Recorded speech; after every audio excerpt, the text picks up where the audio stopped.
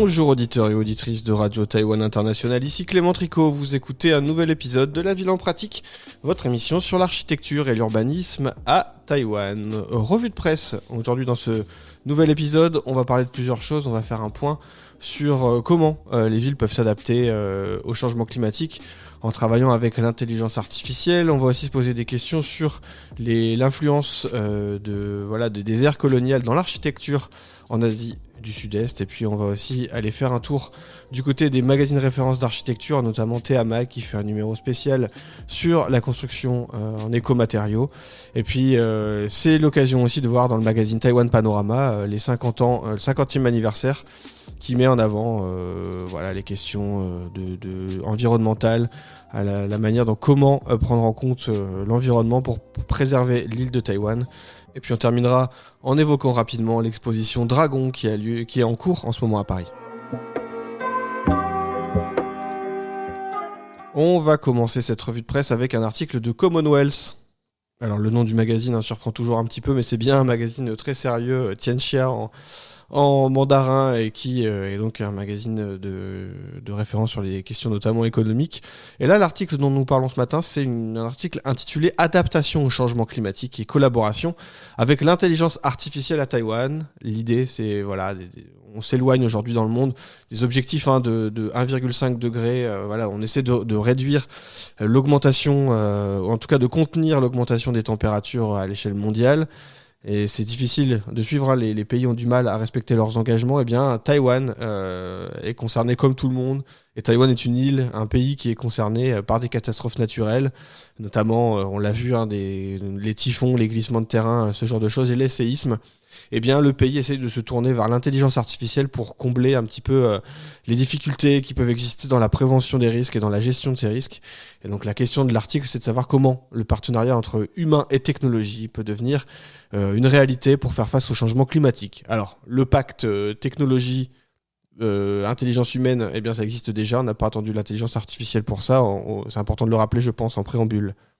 Aujourd'hui, l'article précise, l'objectif de contenir le réchauffement climatique à 1,5 degré semble presque impossible, et on se tourne plutôt vers un réchauffement de la planète à 2 à 3 degrés, ce qui implique des risques liés notamment à l'eau, des vagues de chaleur qui frappent l'Asie et donc Taïwan, et puis une instabilité climatique qui peut accentuer des facteurs de vulnérabilité.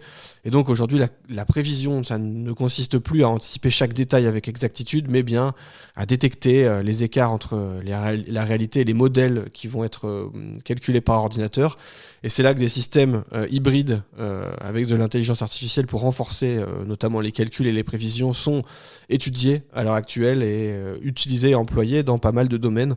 Là où c'est intéressant, c'est que l'article insiste là-dessus, c'est que les modèles traditionnels de prévision se basent sur des observations des typhons au cours des 40 dernières années. Or, on l'a vu sur la dernière décennie, ça remet déjà en question ces hypothèses. Est-ce que la situation climatique d'il y a 40 ans est encore pertinente pour faire des prévisions sur ce qui peut arriver dans les prochains mois ? Eh bien, ça, c'est toute la question aujourd'hui, et c'est toute l'importance d'essayer de re-questionner les modèles de prévision aujourd'hui. Maintenant, l'intelligence artificielle est un peu vue comme une solution, peut-être un petit peu miracle, comme pu l'être la Smart City, les villes intelligentes à leur époque. Donc aujourd'hui, on envisage d'avoir recours à des intelligences artificielles, par exemple, pour cartographier les embouteillages en temps réel, pour suivre le trafic urbain en cas de catastrophe, mais aussi, pourquoi pas, anticiper les vagues, la création de vagues et de tempêtes en mer via des intelligences artificielles. Reste énormément de données à traiter, et puis on voit dans cet article que finalement on a du mal à proposer énormément de solutions concrètes et miracles pour la gestion de ces catastrophes notamment. Autre article très intéressant mais qu'on va évoquer très brièvement, toujours sur Commonwealth, le charme Peranakan à la grandeur baroque, l'esthétique des maisons boutiques et la politique coloniale. Alors là, on va faire un tour du côté du quartier chinois de Singapour et aussi d'un certain quartier de Taipei, Chua Chu Tian, qui est connu pour son charme hybride avec une architecture très inspirée notamment du baroque avec son design et qui est marqué par justement ces vagues de colonialisme. Et donc l'idée, c'est qu'aujourd'hui, des marques internationales investissent désormais ces espaces historiques qui mêlent patrimoine et culture de consommation. Et la question qui est posée dans l'article est très intéressante, je trouve, c'est est-ce qu'on préserve le passé ou est-ce qu'on le consomme avec désinvolture? Bon, c'est un petit peu provoquant. On peut quand même saluer le fait de faire vivre du patrimoine, qui est quand même quelque chose de relativement intéressant et pas forcément, qui n'a pas forcément toujours été la norme en Asie. Et notamment à Taïwan, il y a beaucoup de choses qui ont été détruites malheureusement pour faire place, ou parfois heureusement, à des choses plus contemporaines. Le débat est ouvert, mais en tout cas, voilà. L'article commence avec une citation. L'architecture façonne une ville tandis que les gens donnent vie à l'architecture. Bon, c'est un petit peu pompeux comme phrase, mais ça donne le ton. Ça parle beaucoup de colonialisme, hein. La question centrale de l'article, encore une fois, c'est les auteurs ont réfléchi à cette phrase et au rôle que joue la colonisation dans la formation des paysages urbains.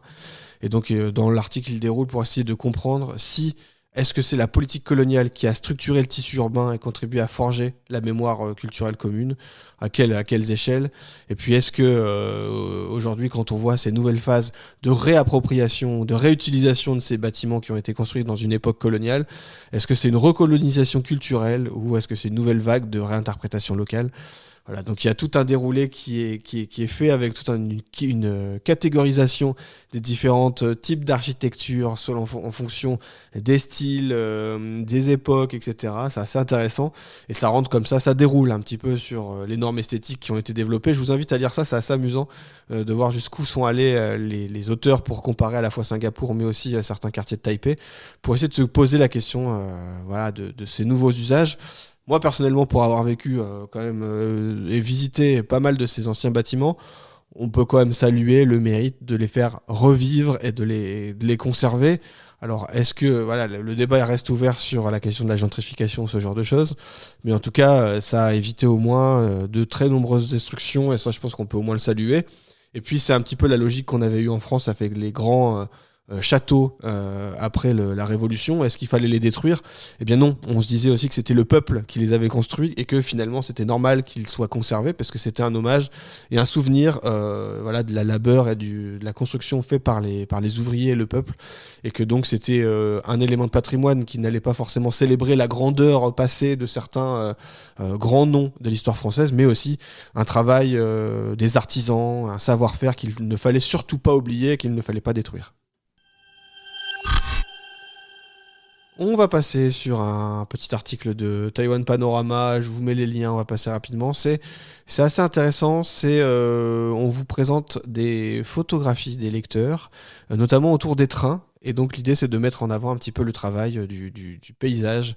La question c'est de passer du photojournalisme à la photographie des beaux-arts. Et donc on a tout un tas de photos qui sont partagées sur à la fois des trains, mais aussi des espaces culturels, de l'architecture et des espaces. Et donc voilà, je vous invite à aller voir ça, c'est assez beau, ça vous permettra de voyager un petit peu à Taïwan de manière créative et récréative à travers de magnifiques photos qui sont accessibles en ligne. Autre article de Taïwan Panorama, le 50e anniversaire du magazine et notamment de ses engagements pour observer les actions environnementales à Taïwan et pour essayer de suivre un petit peu les orientations de la pensée du développement durable.